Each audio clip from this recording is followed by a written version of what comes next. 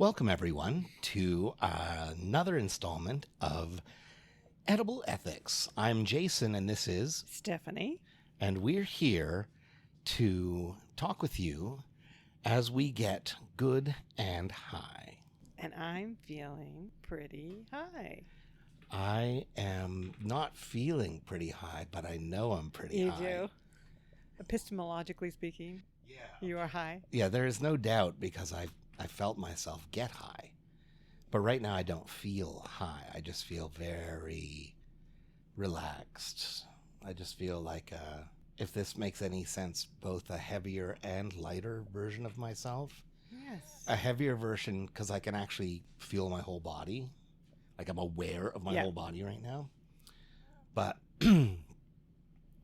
but emotionally I feel a lot lighter, intellectually, creatively. Like I feel ready to go. That's a great description. Because I do have this embodiment, but I also feel like I could just float away. Yeah, now you got to get good. So let's just talk about... Wait a minute. I just want to say, when last we spoke, I was at 5 milligrams. I'm still usually at 5 milligrams when I just do it on my own time. But I went to 7 for this one. Wow. That is a significant, like that's almost a 50% increase. Oh, that's true. Look at you with your math. Yeah, 2 milligrams, big deal. But right. When your baseline is 5 milligrams, that's huge. If I did the math right, it's 40%. It's a 40% jump, but it does not matter. What matters is you've got some THC in you. And no CBD. No CBD, and it's more THC than usual. You have THC, but you also then have a combo. Yes, so I started with just 15 milligrams of the THC, the same one that Stephanie is using. And then about maybe 45 minutes after that, so about 20 minutes ago, I took 30 milligrams of THC CBD matched gummies from 2 different companies. They both tasted delicious.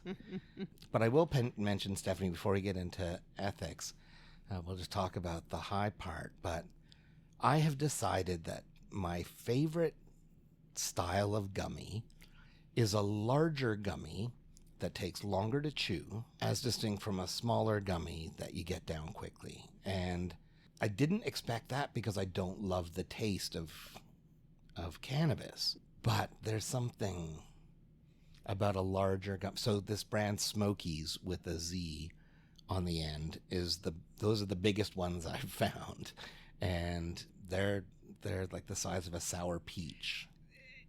You know, it can totally be something about it being more of an experience.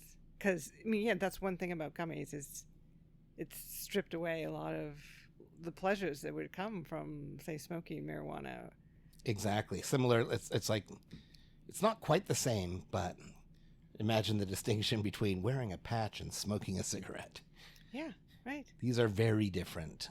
Right. There's and the smoking had more social pleasure and had definitely a more whole body experience. We talked in a previous episode where I mistakenly bought tiny gummies that had 100 milligrams each. Each tiny gummy had 100 milligrams, and they were small to begin with, and they had to cut them up. I didn't like that at all. It just felt really weird. But really, I think the more your physical experience of ingesting it can match your expected outcomes, the better. Yeah. So eating something substantial makes you sets you up for a more substantial. Absolutely. This is why portion size and how you plate food is so important in helping people better gauge what it is they're actually putting in their bodies. Yes, exactly. So we are here, and we're actually together in the same space for the first time since episode 1. That's right. So this is very exciting. And we are going to talk about artificial intelligence, or at least a particular kind of artificial intelligence that's gotten a lot of attention recently. Because we're probably going to talk about artificial intelligence unfortunately, quite a bit. Yes, exactly. So here we're talking about an actual real life application that's currently being used, and that is ChatGPT, which is a form of generative AI, which means that it ends up producing outputs. And in this particular context, if you say to ChatGPT, tell me about the Battle of Yorktown, you'll end up receiving from ChatGPT within seconds a multi-sourced, although not citing those particular sources, but a multi-sourced amalgamation of the content that this generative AI program has learned on. The algorithm has trained on these data. And so we're going to talk about that particular So thing. it's generative in that it produces content, and the content is novel. It's not a copying. It's not going out and copying sentences that other people wrote. Exactly. It's generating its own novel content in response to questions about history or literature, etc. Anything you like, really. So this is a real life technology. I haven't downloaded it. I haven't really been interested to experiment with it yet. I tried it. Stephanie has tried it. Yeah. But the reason I'm thinking about it today, the reason that's sort of the topic of the week, is that I just came back from an academic conference that involves a large number of faculty who focus on pedagogy, that is, who focus on how we teach. And what we teach and what we should be teaching. Right, and what we teach and what we should be teaching. And on top of that, they're especially interested in developing or sometimes validating novel tools that are meant to enhance either the classroom experience or the learner experience or some other aspect of this educational interaction. The conference was geared toward artificial intelligence a little bit to begin with.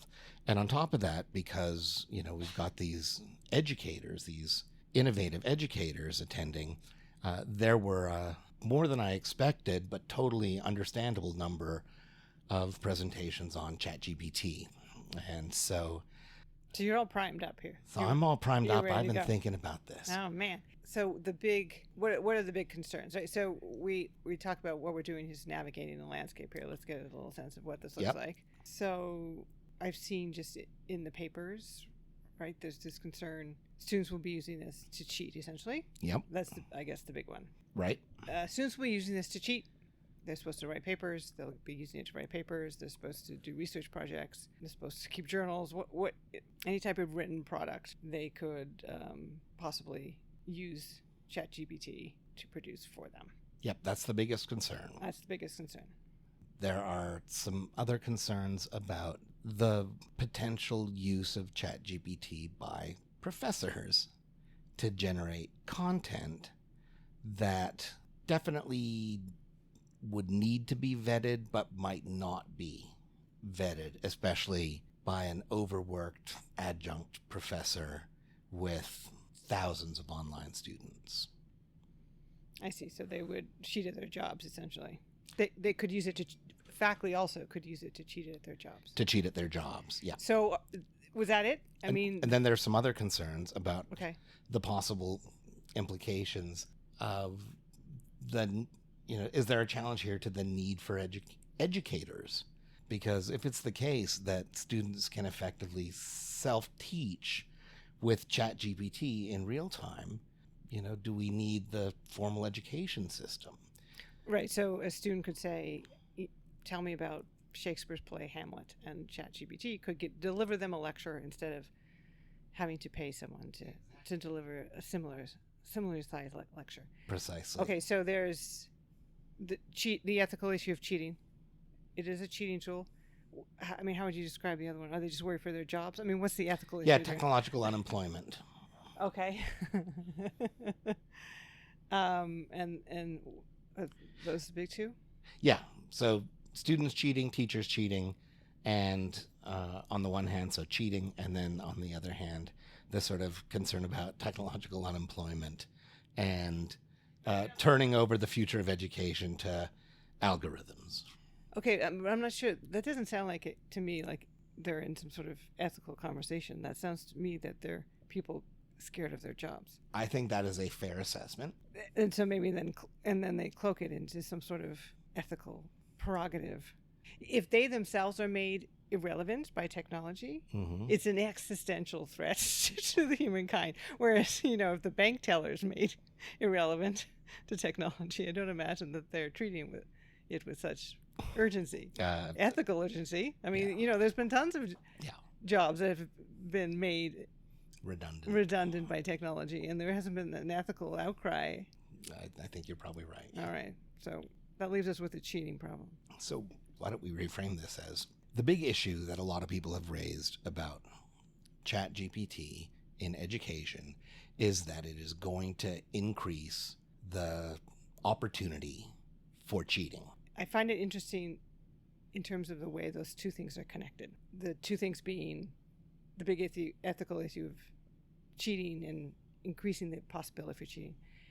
And then the second, possibly not ethical issue, but being cloaked in ethical terms, is teachers are going to lose their job. And the way those are connected is because education, formal education, post-secondary education, is first and foremost, if not exclusively, a market and an industry. Yeah, a tool of the state as well. I don't know if it's always a tool of the state. But no, not always. It's market-driven. It's about the commodification of the education experience. And even the fetishization of it. How could it be that you cheat at learning? If learning is happening in a natural context, as it happened for tens of thousands of years of human history and evolution, hundreds of thousands? I don't know. Yep. In a context where it wasn't doled for cost in a separate environment, older people in your community would teach the younger people as a part of, like they would feed them, like they would clothe them. Absolutely. This was just a part of the human experience. So there's no way you can cheat at that. There's no cheating. There's only cheating if there's someone creating this structure in which they decide it's important for you to know and learn and be able to do, and they give you a series of tests to make sure that you can do it according to their standards, and they make you pay for that. You get the accreditation. So really, if it goes back to the same issue, I don't think they're talking about an ethical issue. I think they're talking about the ways in which this makes what they do irrelevant, because it isn't relevant. So I think what's just happened is we've transitioned to a different topic for today. So this is topic 2 that stems naturally from topic 1. So topic 1 was, what is the role of ChatGPT in education? And we got off to a discussion of cheating, which was useful, but then Stephanie got us. It was especially useful for Stephanie because it connected her to a broader set of ethical questions. And let's face it, if we're talking about establishing the ethical terrain, the landscape that's important to traverse, and what's important to have on the map and what's okay to leave out, if we leave out a discussion of the structure of history of need for the formal education systems that we currently have in place, we're making a mistake. We need to address that question. We need to really push at what's the point of formal education. And so I think that the ethics of education is now the topic of part 2 of this episode. So Stephanie, what did I capture in there that was right? Maybe it's not.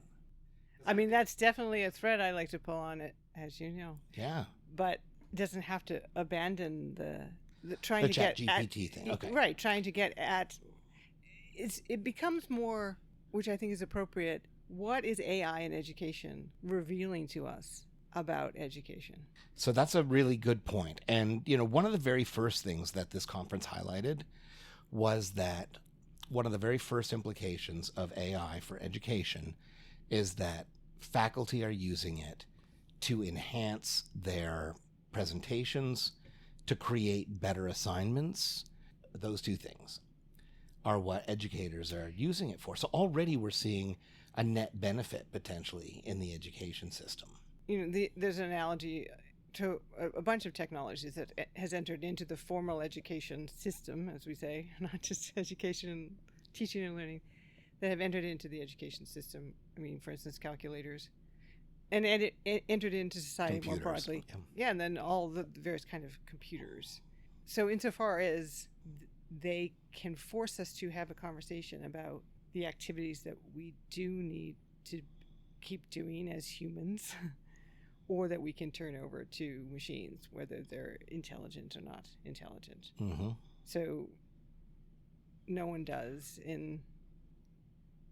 everyone uses calculators, we all carry one with us at all times. And when there's not been a sense, as there was initially, that we're going to lose something from that. Maybe we did, but we don't, not clear what that is.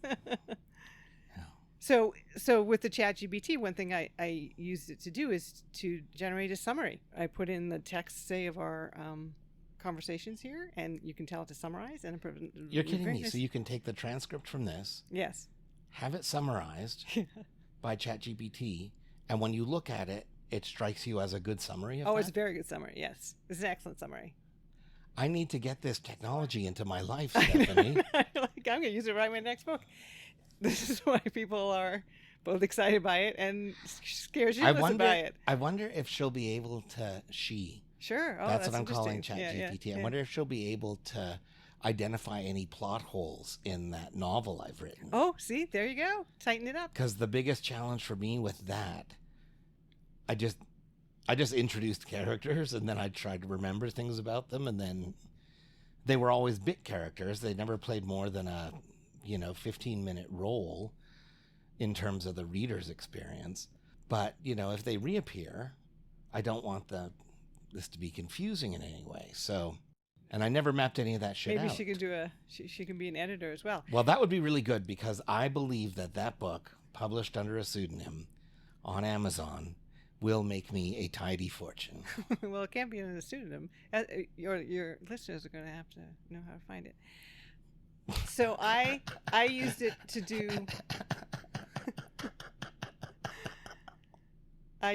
do show notes for our show notes. Fantastic. And I taught writing for a couple of years, a long time ago. And I taught for this woman. It was crazy and terrible. And she had a very clear sense of how writing was to be taught. And we were to teach the students first to summarize. They had to be able to know how to summarize before they could to advance to what was sort of higher level writing. Writing summaries is pretty hard. And it's not clear that was true at all. You need to be able to summarize, then to be able to analyze, et cetera, et cetera, et cetera. So if students are able, it's possible that producing summaries is like doing long division by hand. I just realized that my active nodding here is not being picked up by nodding. the... Well, you can speak now, right?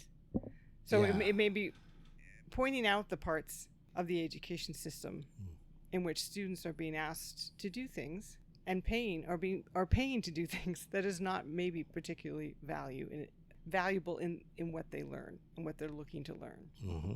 Now I'm both nodding and... Nodding off? No, agreeing with a vocal grunt. So there are definitely industries that I am concerned about. I would say kind of ethically with AI. Mostly the creative industries or the caring industries, where I do think... You mean like accounting? No, Yeah, any of the like helping professions, social work, for instance. Right. Where I think there is tremendous value add with it being a human delivering that content. That's part of the richness of those experiences. Of course. Those are important human spaces for us to protect. I just don't feel the same way about the higher education industry, that's where we go back to this other discussion that we could potentially have more robustly at some point. About ethics. The ethics of the education system. I do love when you channel your inner Ivan Illich on That's right. our. I'm going to link to Ivan Illich in the show notes. So Can I react to the ChatGPT thing, or do you please, or yeah. do you know what you wanted to say next? No, react, yeah. Okay, so first off, I've read a lot about the capacities of ChatGPT, but as I said, I've never downloaded it, never interacted with it. Part of the reason I was a little scared of that is because of these sort of bizarre conversations that some people have had with generative bots, these like ChatGPT, where they came to believe that they were somehow conscious. The person that was engaging in conversation with ChatGPT, but ChatGPT was to that person a person. And so were you scared you were going to fall in love, or you were scared you were going to get in trouble? Probably the latter.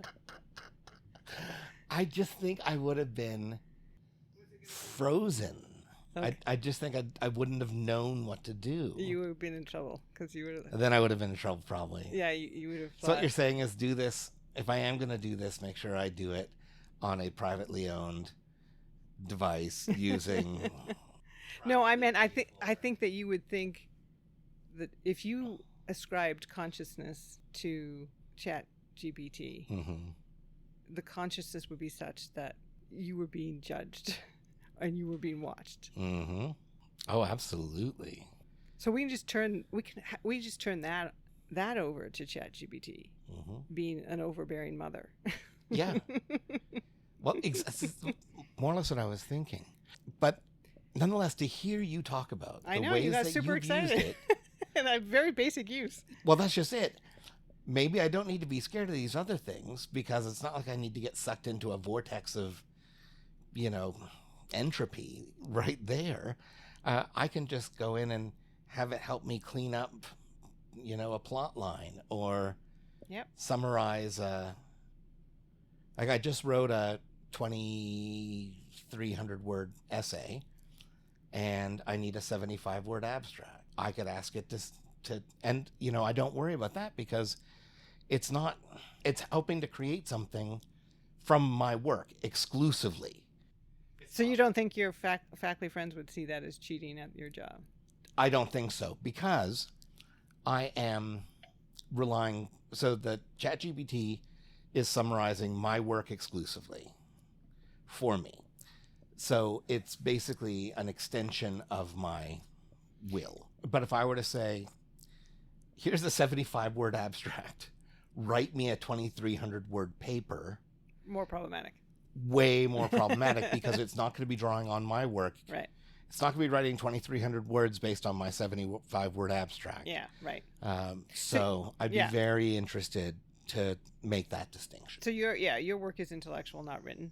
It can be produced in written form, but the work is the intellectual work behind the written form, which is absolutely in the same way. Like so, how do you get a transcription of a conversation?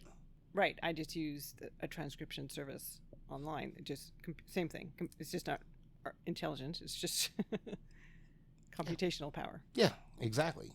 It's well, it is. It's artificially efficient, or sure. like it does its job. Yeah. It's designed to do. So, but then back to it being if it were cheating by the students, the idea that they're being asked to produce certain types of writing and they themselves have to be able to produce it themselves. I don't imagine a future in which that's true. It's probably not. If AI can produce the same type of writing, why do these students need to do so? And I have to say, I took a writing intensive major. I've had writing intensive jobs. I've never had to do the kind of writing that I had to do in university. No connection. This idea that a large percentage of us are going to go out and produce research papers or 5-page reflections, whatever it is. Never do the kind of writing that I did in university and didn't learn how to do the kind of writing that I did have to do in university. So for what it's worth, I have used every writing skill I ever learned from kindergarten through my postdoctoral fellowship at every step in my entire working career. Of course, that's because I'm still in university. You never left the closed system. Never left the closed system, precisely. So what I was going to ask earlier was, what were these presentations on? Was it one interesting or compelling argument you heard at this conference, either for or against AI? I hope no one's listening from this conference. You know, a couple of things came out, whether in presentations or in conversations, because this is a relatively small kind of boutique conference of educators. One of the things that I heard that was important was a sort of generic advice to be sure you know what you're signing on to or signing up for. Both generic and completely in the top 10 of useless advices. That's way up there. You mean toward number one? It's somewhere up there. Okay. Because none of us are ever sure that we know what we're signing up for. In fact, the premise of human society is that we are not sure. We don't know what we're signing up for. We would have done none of this if we had any idea what we're signing up. No one ever get married. No one ever have babies. No one ever leave their house if they understood what they were signing up for. All right. So the ethicists tell us, make sure you know what you're signing up for. We're good and high. Stephanie is making me doubt my entire memory of this conference. Someone must have said something that made sense. Oh yeah, I learned about this idea of you have to upload content in order to be able to download content. And so one of the ways that kids are getting away with restrictions, for instance, on ChatGPT in the classroom or whatnot, is that they are paying paper mills in order to access material not otherwise available on the internet. But in order to do that, they have to upload so many of their own papers, which then become part of the property of this company that's making a profit from this. All right. And so what's the issue there? Well, I just learned about that. All right. That happens. And so one of the concerns is about who owns the intellectual copyright. That's, of course, more of a legal consideration than a properly ethical one. So it's supporting this kind of unethical industry over here that has to do with paper mills and stealing students' product. Yeah. Yes. So again, this is not very useful advice. So we're going to can this whole discussion. No, but think about that. Think about what's happening here. Yeah. Students are paying teachers at an educational institution to teach them something, and then they're paying people over here to convince the education institution that they've learned it. Yes. Does that strike you as an ethical system altogether? Like, something's profoundly going wrong there, and it's not AI, right? Yes, I think you're right. So the fact that maybe AI is greasing those wheels, well, the wheels are... they just need to be done. The whole thing needs to be... You can't have people, I'm going to pay you to learn this, but the way that you're teaching it, or the context that you're teaching it, or the reasons that you're teaching it are so unimportant to me and so uninterested and so not with my time. I'm also going to pay these people over here so I don't have to learn it. Like, students are having to pay for both learning something and not learning it. They're screwed.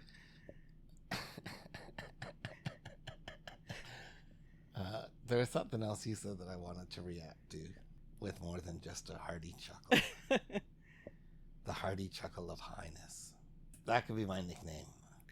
I could be the hearty chuckler of highness. You need to do this with a notepad so you can just leave notes for your future self. Your future self being 3 minutes down the conversation. Right. So it's not like I studiously went to the ChatGPT sessions to try to discern ethical lessons. Okay. It's just that it was interesting to me to see how quickly this technology had infiltrated the society of scholars, this relatively small group of scholars who look at these things. I mean, it's what everybody's talking about. That's what everyone's And- talking about. And I didn't realize, I'm not talking about it. Mainly because I'm scared of it, but now I'm less scared of it since, It being the consciousness that lurks behind. That was the worst cackle I ever made in my life. But yes, the thing is, you missed the visual of Stephanie sort of. She's about 8 feet away from me now, but she leaned forward about Lunged 2 towards feet you. with her arms in the air, making herself look big, like she were trying to scare off Like a bear. ChatGPT. Yeah, and that's the consciousness lurking beneath.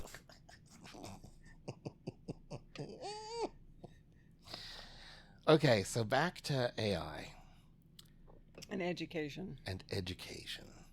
I am now, so I'm going to ask you a question. I'm now intrigued by the possibility that ChatGPT could help me maybe make some of my material more accessible. Right. So now that it's useful, Yeah. it's got to be ethical. No. Because I'm about to say, I'm also thinking, it's been for a while, I need to try to design assignments that are ChatGPT proof. But how on earth am I going to do that? Well, and that becomes part of it because it's more difficult for you to do that, Yeah. and it's way more difficult for you to grade it. Yeah. And so then I was going to say, well, then is there an ethical issue here that the very existence of this technology is already making me change my pedagogical style? And, I thought, no, this is good. ChatGPT is challenging me here. So now I'm thinking, well, it might be useful to me. And, I'm now conceding the second point. So, yes, it must be ethical. At least, Utilities, an ethical concern. yeah, at some, yet to be defined scale and with some yet to be defined penetration. Yes. Yay, I. Oh no, it's terrible. One way you could ChatGPT proof your assignments, No. by which we mean give students assignments that ChatGPT wouldn't be executing for them. You could do that by giving your students an assignment that they want to do and that they feel compelled to do themselves. You know what? I 100% agree with you. And that's sort of one of the key things I've been thinking about is how do I make the assignments authentic to the students? Now, part of the reason that's been in the background of my mind is that two parts of it. One of it is I'll be teaching a big ethics course again in the spring that I haven't taught in over a decade. And, I'm just not sure that what I did 10 years ago is going to be appropriate. And so I'm going to really have to dig in here and see, well, what's going to make it appropriate. And it's not just that it's GPT proof, which just means, as you put it, the students desire to do the assignment themselves without having to rely on ChatGPT. That's, what I'm looking for in an assignment. But I was thinking about it even more because I'm also like to come up with a smaller course that is designed specifically for biology majors to be useful to them. So a philosophy course for biology majors that will be useful to biology majors. So I've been thinking for years about how to, what are some authentic assignments that I can develop. All of a sudden, education is becoming a sort of pedagogy is becoming really interesting to me again. That's a good thing.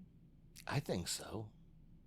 I think I've really been prepping myself in the right way, and it didn't have anything to do with ChatGPT initially, but now, as Stephanie points out, what I've effectively done is made ChatGPT redundant rather than my teaching and my assignments.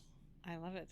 And, one thing I kind of say about AI, because I think about AI, artificial intelligence is to intelligence what artificial cheese is to cheese.